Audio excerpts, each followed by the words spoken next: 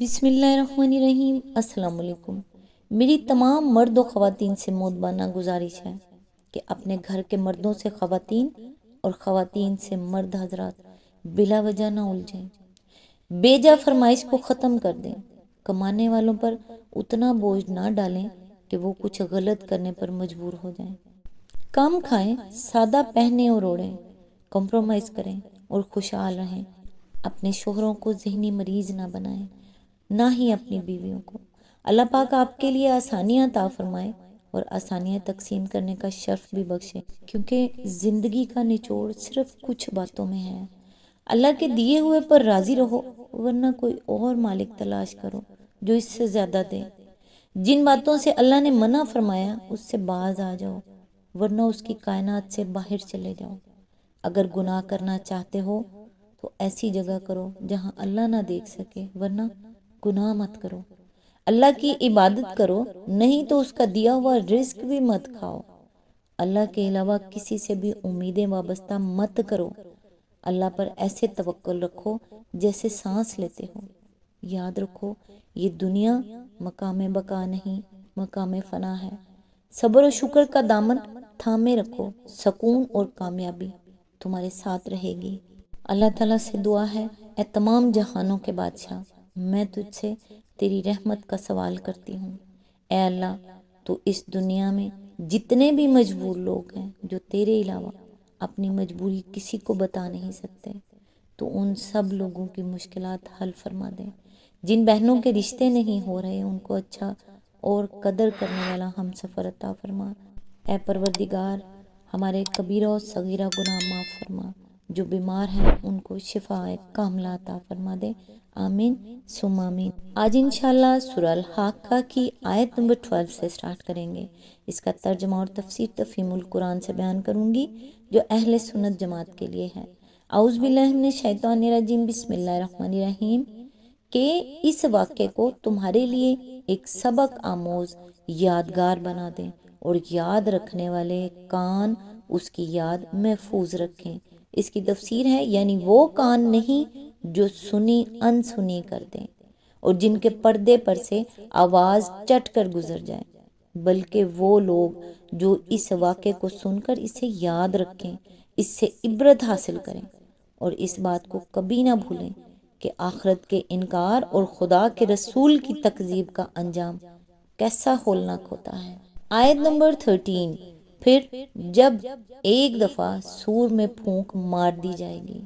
اس کی تفسیر ہے، آگے آنے والی بات کو سنتے ہوئے یہ بات نگاہ میں رہنی چاہیے کہ قرآن مجید میں کہیں تو قیامت کے 3 مراحل الگ الگ بیان کیے گئے ہیں جو یک کے بعد دیگرے مختلف اوقات میں پیش آئیں گے، اور کہیں سب کو سمیٹ کر پہلے مرحلے سے آخری مرحلے تک کے واقعات کو یکجا بیان کر دیا گیا ہے۔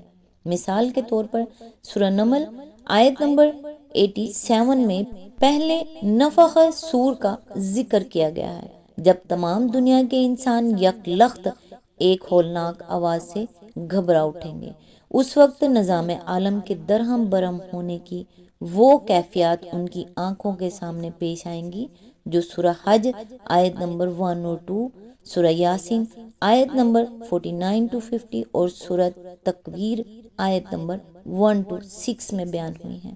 سورہ زمر آیت نمبر 67 to 70 میں دوسرے اور تیسرے نفخ سور کے متعلق بتایا گیا ہے کہ ایک نفخ پر لوگ مر کر گر جائیں گے اور اس کے بعد جب پھر سور پھونکا جائے گا تو سب جی اٹھیں گے اور خدا کی عدالت میں پیش ہو جائیں گے۔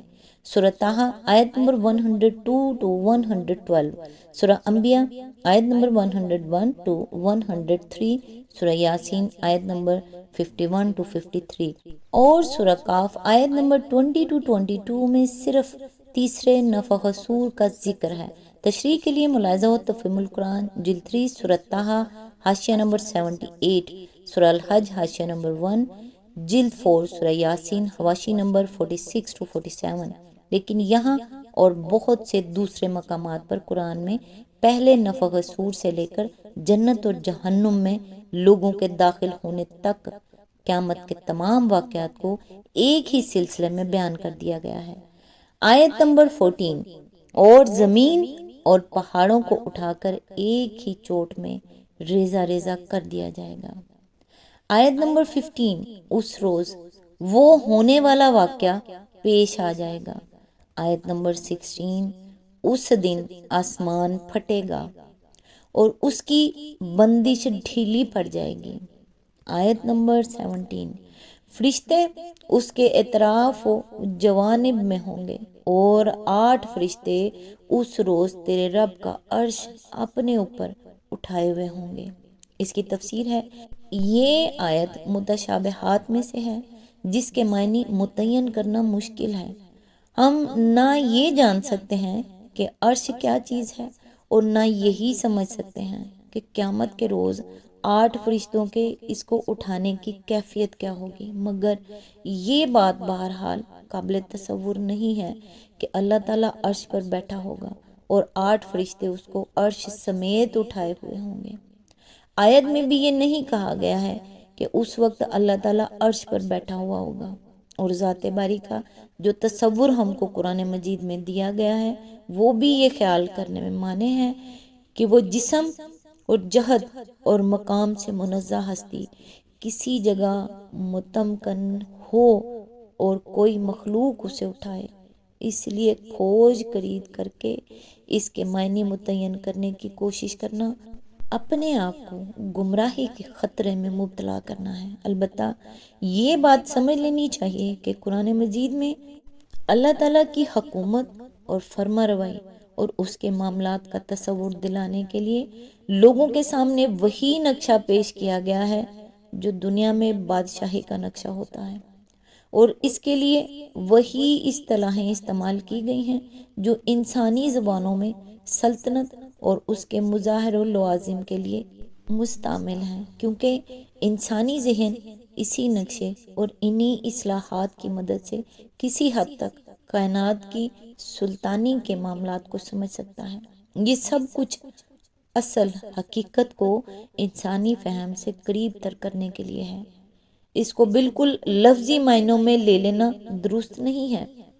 آیت نمبر 18، وہ دن ہوگا جب تم لوگ پیش کیے جاؤ گے، تمہارا کوئی راز بھی چھپا نہ رہ جائے گا۔ آیت نمبر 19، اس وقت جس کا نامہ اعمال اس کے سیدھے ہاتھ میں دیا جائے گا وہ کہے گا، لو دیکھو پڑھو میرا نامہ اعمال۔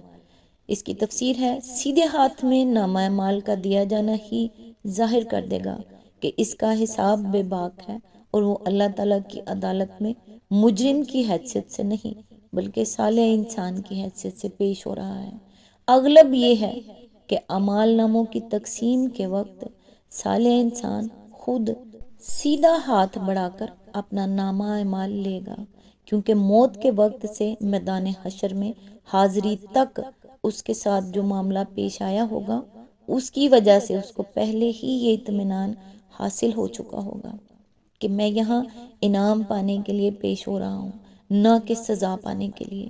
قرآن مجید میں یہ بات جگہ جگہ بڑی صراحت کے ساتھ بتائی گئی ہے کہ موت کے وقت ہی سے یہ بات انسان پر واضح ہو جاتی ہے کہ وہ نیک بخت آدمی کی حیثیت سے دوسرے عالم میں جا رہا ہے یا بدبخت آدمی کی حیثیت سے۔ پھر موت سے قیامت تک نیک انسان کے ساتھ مہمان کا سا معاملہ ہوتا ہے اور بد انسان کے ساتھ حوالاتی مجرم کا سا۔ اس کے بعد جب قیامت کے روز دوسری زندگی کا آغاز ہوتا ہے، اسی وقت سے صالحین کی حالت و کیفیت کچھ اور ہوتی ہے اور کفار و منافقین اور مجرمین کی حالت و کیفیت کچھ اور۔ تفصیلات کے لیے ملاحظہ ہو تفہیم القرآن جلد 2 سورہ الانفال آیت نمبر 50، سورہ النحل آیت نمبر 28 to 32، حاشیہ 26، بنی اسرائیل آیت نمبر 97، جلد 3 سورہ طٰہٰ آیت نمبر 102، 103، 124 to 126، حواشی 79، 80 اور 107، سورہ الانبیاء آیت نمبر 103، حاشیہ 98، سورہ الفرقان آیت نمبر 24، حاشیہ 38، النمل آیت نمبر 89، حاشیہ نمبر 109، جلد 4 سورہ سبا آیت نمبر 51 اور حاشیہ نمبر 72، سورہ یاسین آیت نمبر 26 to 27، حواشی نمبر 22 23، سورہ المومن آیات 45 46، حاشیہ 63، جلد 5 سورہ محمد آیت نمبر 27، حاشیہ نمبر 37، سورہ کاف آیت نمبر 19 to 23، حواشی نمبر 22 23 25۔ یعنی نامہ اعمال ملتے ہی وہ خوش ہو جائے گا اور اپنے ساتھیوں کو دکھائے گا۔ سورۃ الانشقاق آیت نمبر 9 میں بیان ہوا ہے کہ وہ خوش خوش اپنے لوگوں کی طرف پلٹے گا۔ آج تک کے لیے بس اتنا ہی، نیکسٹ انشاءاللہ آیت نمبر 20 سے سٹارٹ کریں گے۔ تب تک کے لیے دعاؤں میں یاد رکھیے گا۔ اللہ حافظ۔